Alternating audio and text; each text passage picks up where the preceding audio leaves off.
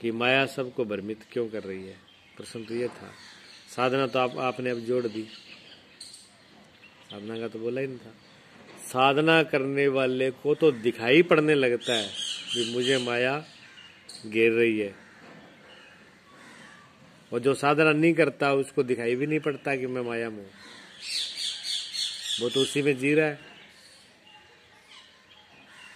प्रश्न लोग करते हैं कि भगत को ही माया, जब परमात्मा के रास्ते पर चलने वाले को ही माया क्यों घेरती है, उसी को ज्यादा क्यों आते हैं, उन्हीं को ज्यादा दिक्कतें क्यों होती है। वो दिक्कतें उनको नहीं होती, उनको दिखाई पड़ना शुरू हो जाती है, उनके पास वो आंख आ जाती है, उनके पास तुलना करने का एक मापदंड आ जाता है। जब वो उधर चलते हैं तो उनको वो देखने का एक तजर्बा आ जाता है, ढंग आ जाता है। और जो उसी में पड़े ही हुए हैं, जिसने प्रकाश को देखा ना हो, अंधकार ही अंधकार में रहा हो, वो कभी ये कहेगा जी कि मैं इधर जब चलता हूं तो मेरे सामने अंधकार आता है। क्यों?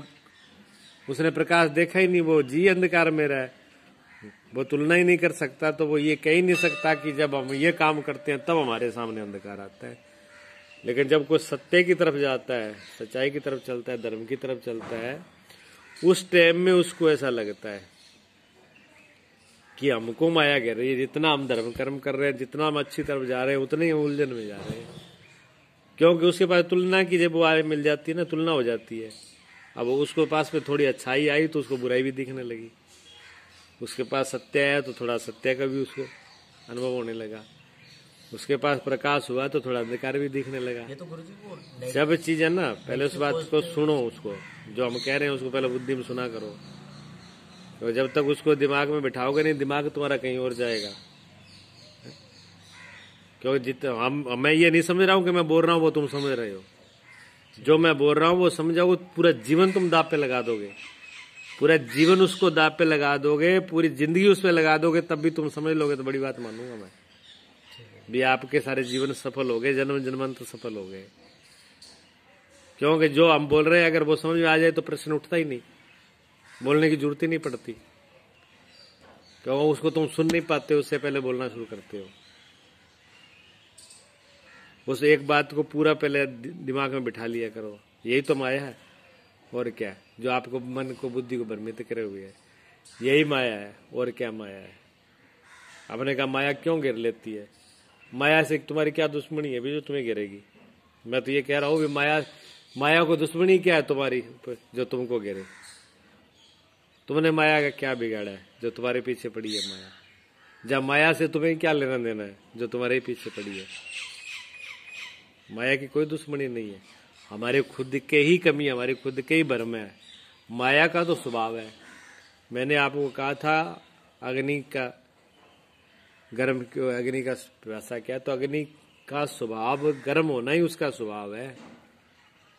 अगर वो गर्म नहीं होगी अग्नि, अगर अब गर्मपना छोड़ दे, अपने स्वभाव को छोड़ दे, तो कोई उसको आग कहेगा फिर? क्या फिर उस पर रोटी पक जाएगी? क्या पानी गर्म हो जाएगा? क्या उस पर हाथ सेंक लोगे? क्या सर्दी दूर कर देगी वो? क्योंकि उसने अपने धर्म को छोड़ दिया। अब कोई आदमी कहे अग्नि गर्म होती क्यों है, क्यों होती है? उसका स्वभाव है वो, उसका गर्मपना होना ही तो अग्नि है। अगर गर्मपना ही नहीं होगा तो अग्नि किस बात की है? कोई कहे जल शीतल क्यों होता है, जल ठंडा क्यों होता है? अगर जल ठंडा ही नहीं होगा तो फिर वो तो अपने, क्योंकि ठंडा शीतलता उसका स्वभाव है। जल का स्वभाव शीतलता है। गन्ना मीठा क्यों होता है? ईख गन्ना मीठा क्यों होता है? उसका स्वभाव है। अब कोई तर्क करे कि जी गन्ना मिठाई क्यों होता है? इसी प्रकार माया का स्वभाव ही है अज्ञान, अंधकार। माया का ये स्वभाव ही है कि आपको भ्रमित करना, ये तो माया का स्वभाव है। उसका कोई लेना देना नहीं है, कोई दुश्मनी नहीं है, कोई जबरदस्ती नहीं है कि वो आपको जबरदस्ती लेके जा रही है इधर, उसकी आपके साथ दुश्मनी, आपने उसको कुछ बिगाड़ा है। नहीं, माया का स्वभाव ही यही है। भ्रम का नाम ही माया है, अज्ञान का नाम ही माया है। ठीक है ना? जब तक ये दिमाग में भ्रम है, जब तक ये अज्ञान है, यानी जब तक हमको अपना ज्ञान नहीं हो रहा आत्म स्वरूप का, जब तक हमें प्रकाश में हम नहीं है, तब तक अंधकार रहेगा। अंधकार लाना पड़ता है क्या? अंधकार पैदा करना पड़ता है? अंधकार पैदा होता ही नहीं, करना नहीं पड़ता, क्योंकि होता ही नहीं है। पैदा उस चीज को किया जा सकता है जो होती हो, अंधकार होता ही नहीं है, इसलिए अंधकार पैदा नहीं किया जा सकता। पैदा क्या किया जा सकता? प्रकाश। क्यों? प्रकाश होता है, प्रकाश के लिए प्रयत्न किया जा सकता है, प्रकाश को पैदा किया जा सकता है। प्रकाश के लिए आप बल्ब जलाएं, दीपक जलाएं, दीपक की व्यवस्था करें, जलाएं जलाएं, पत्थर से पैदा करें। कैसे करें? प्रकाश को आप पैदा कर सकते हैं लाइट से, इलेक्ट्रिसिटी से, आजकल तो बिजली से, बैटरी से, कैसे भी आप प्रकाश ले आ सकते हैं। एक सूरज का भी प्रकाश, वहां से प्रकाश को हटा दो आप, ना वहां दीपक हो, ना बल्ब हो, ना लाइट हो, ना सूर्य भी हो, तो फिर अंधकार अपने आप आ जाएगा कि लेना पड़ेगा? भी अब हमने प्रकाश हटा दिया, अंधकार महाराज आ जाओ, ऐसे बुलाओगे? वो तो अंधकार तो ऑलरेडी है, वो कुछ मतलब न होने का नाम ही अंधकार है, और क्या है? अब कोई कहते अंधकार क्यों है जी? जब अब आप ये प्रश्न आप उठाओ भी, जब कुछ नहीं होता है तो अंधकार क्यों हो जाता है? अरे कुछ न होने तो अंधकार ही है, कुछ न होने का नाम ही अंधकार है। ये भ्रम है, अंधकार जैसी कोई चीज नहीं है, माया जैसी कोई चीज नहीं है, ये भ्रम है। इसी को भ्रम कहते हैं, इसी को अविद्या कहते हैं, इसी को अज्ञान कहते हैं। ये मिटेगा कैसे? सवाल ये है, मिटेगा कैसे? जैसे अंधकार प्रकाश से मिटता है, ऐसे अज्ञान सिर्फ ज्ञान से मिटेगा। और कौन से ज्ञान से? किताबों वाले ज्ञान से नहीं, स्कूली ज्ञान से नहीं, डिग्रियों से नहीं। डिग्री तो आपने बहुत कर रखी है? बीए कर ली, एमए कर ली, डिग्रियों से क्या हुआ? मिट गया अंधकार? क्या डिग्रियां करने से अकल आ गई? 4 अक्षर पढ़नी तो सीख गए, किताबें 4 पढ़ ली, अब क्या, लेकिन ज्ञान तो नहीं हुआ। व्यवहारिक ज्ञान हो गया, वो ठीक है, वो भी थोड़ा काम चला हुआ है, पूरा तो वो भी नहीं, क्योंकि व्यवहार में भी डेली अकल चाहिए। किताब वाला ज्ञान कितना काम में आता है व्यवहार में? जो आपने किताब में पढ़ा है बीए तक है, कितना काम आता है? बहुत थोड़ा आता है, क्योंकि हर वक्त व्यवहार में आपको समझ की जरूरत है। अगर आपने समझ का उपयोग नहीं किया, जिस टाइम ही किताब वाला किताब में ही रहेगा, स्कूल वाला स्कूल में रह जाएगा, वो काम में नहीं आएगा। यहाँ आपको व्यवहार में बरतने के लिए आपका तरोताजा ज्ञान चाहिए, तुरंत बस ज्ञान नहीं चाहिए कि नहीं? अगर बुद्धि एटो टाइम, अगर बुद्धि आपकी काम कर रही है, अभी मैं बोल रहा हूं, अगर आपकी बुद्धि अभी काम कर रही है तभी तो पकड़ोगे। यहाँ कोई स्कूल वाला काम नहीं करेगा, कोई पहले सीखा हुआ वो काम नहीं करेगा। अगर अभी आपका दिमाग सही काम कर रहा है तो अभी आप उस बात को पकड़ोगे, नहीं पकड़ोगे तो तरोताजी तुरंत चाहिए कि नहीं चाहिए? व्यवहार के लिए भी ज्ञान जो है वो हर वक्त ताजा ही चाहिए। वहां भी उसका भी नहीं है कि पहले वाला काम कर जाएगा,